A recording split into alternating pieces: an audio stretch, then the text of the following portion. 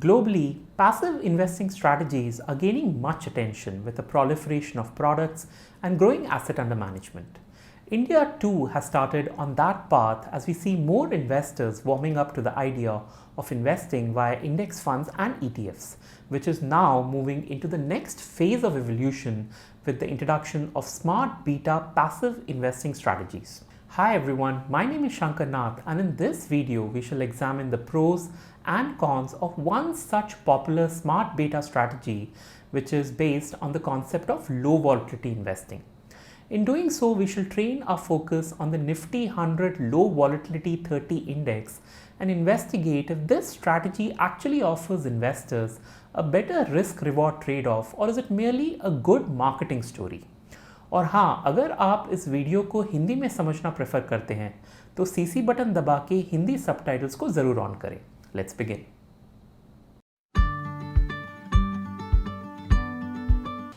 Volatility denotes the upward or downward movement of the stock market or an individual stock, which means low volatility can be best described as a security, asset or fund whose value does not fluctuate dramatically, but the value changes at a steady pace over a period of time. Now there are two ways of measuring volatility. The first measure is the standard deviation, which looks at the volatility of a stock on its own, which means if the price tends to go up and down often over time, then it will have a high standard deviation. The second measure of volatility is beta, which, unlike standard deviation, takes into account the relationship between a stock's price movement and the movement of the market as a whole. This is quite a major difference because some volatility based index strategies work on the basis of the standard deviation while others work on the basis of the beta. Now, whether one uses standard deviation or beta, most people find it difficult to understand why a concept of low volatility would even work. After all, we've always been told that equity as an asset class is volatile, and it is this volatility that helps us earn more returns as compared to other assets like bonds and fixed deposits. Another popular misconception our research showed up was that people tend to tag certain sectors like FMCG, pharma, utilities or industrial products as low volatility sectors. This is certainly not the case, and some studies we read show that it is not possible to pin down low volatility as a sector specific strategy. The Nifty 100 Low Volatility 30 Index was launched by NSE Indices with the objective of measuring the performance of the least volatile securities in the large market cap segment. As the name suggests, the index selects 30 securities from within the Nifty 100 companies based on their volatility. While we won't go into the specifics of stock selection here, but in a nutshell, here's how that is done. Firstly, all stocks are ranked on the basis of their volatility score. Volatility in this case is calculated as per the standard deviation of the daily price returns of the last 1 year. Then from this list, the top 30 stocks are selected on the basis of their inverse volatility, which means stocks with the lowest volatility get the highest weight in this index and the weights reduce as the stocks keep getting more volatile. And finally comes the maintenance part, and the index is rebalanced on a quarterly basis. For more information on how the index is constructed and their inbuilt controls, do review a link we have attached to the description of this video. Now let's look at some other information we gathered from our research. Let's start with valuation metrics. The Nifty 100 Low Volatility 30 Index. You know what, let's abbreviate this long name to LV30 for the remainder of this video. So the LV30 index has starkly different valuations when compared to other relevant indices. For instance, with regards to the PE ratio, the Nifty 50, Nifty 100 and Nifty 200 indices are somewhere between the 33 and 35 mark, while the Nifty 200 Momentum 30 index displays an even higher P ratio of 41, which is understandable as it tends to chase stocks which are on a rising trend. On the contrary, we observe that the LV30 P ratio is presently much lower at around 25, which we found pretty interesting but not enough to arrive at any sort of conclusion. Another related check we made was on the type of securities that constitute the LV30 index. Now, a large proportion, at least 1/3 of the total sectoral weightage, are taken up by financial services companies in the case of the Nifty 50, the Nifty 100 and the Nifty 200. However, in the case of the LV30 index, the financial sector contributed only 5.7% weightage.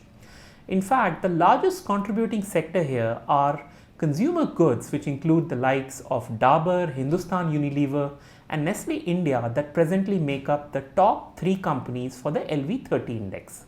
Now again, I won't jump the gun and say that the LV30 index offers a diversified offering as compared to the Nifty 50 or Nifty 100, and that's because of 2 reasons. A, the Nifty 50 and Nifty 100 are weighted on a market capitalization basis, while the LV30 is on a volatility basis, which is a big difference. And B, the rebalancing of the LV30 happens every quarter on the basis of a volatility score, which means one can expect the sectoral distribution and companies to change dramatically every quarter, unlike the case with the broad market index. A third and final point of note is related to the distribution of weightage when comparing between the broad market index and the LV30.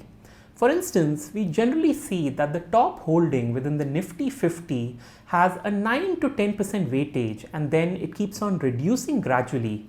And by the time we reach the 50th company, the weight is down to like 0.2 or 0.3%.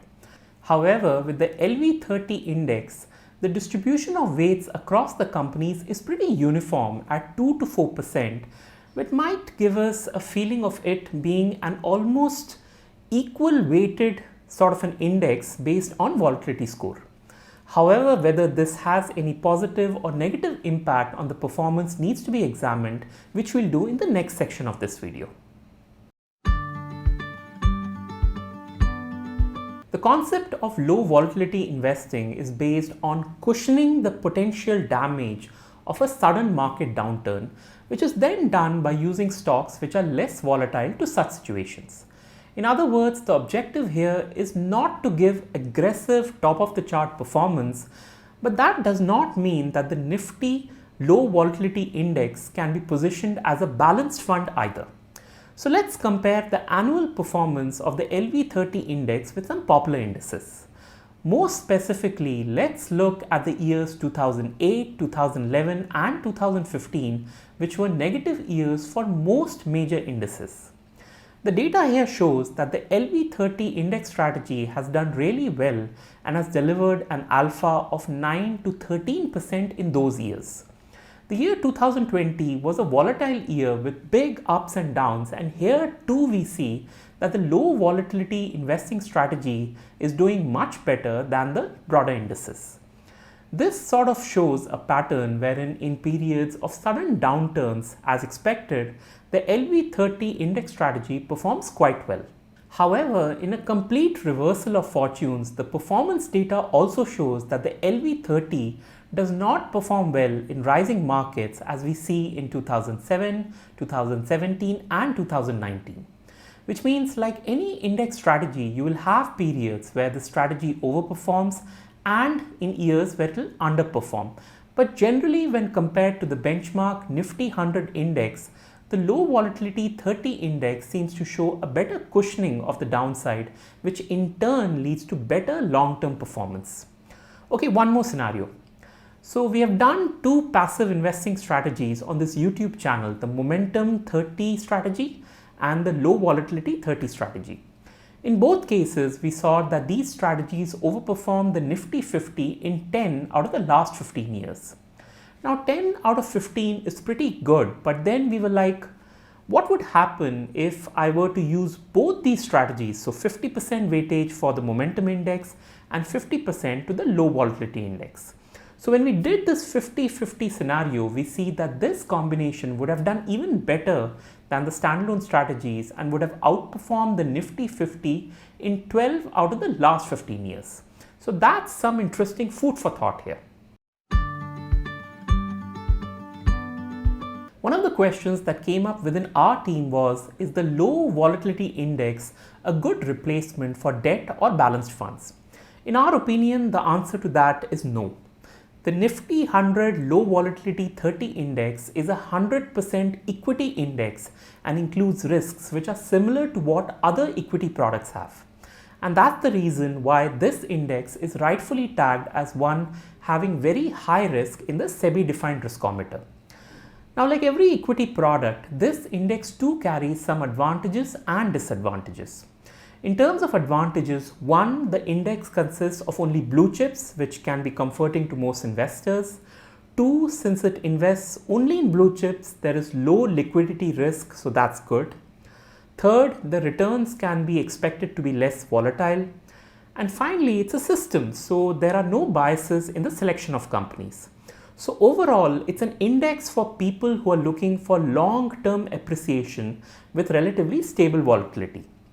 If you look in terms of the cons or the risks or the concerns, one, we note that the index can underperform in a non-volatile market as some of the data we saw indicates.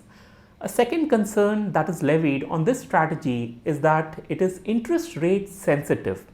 And this has been seen globally that when interest rates go down, low volatility investing does well, but when interest rates are moving up, then the strategy does not do as well.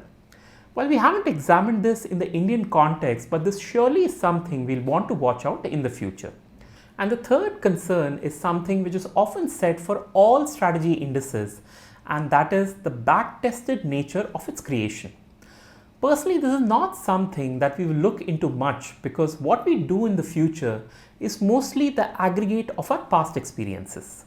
So when we put everything together, we do find the Nifty 100 Low Volatility 30 Index a very different and interesting proposition and something that warrants more examination from the investor.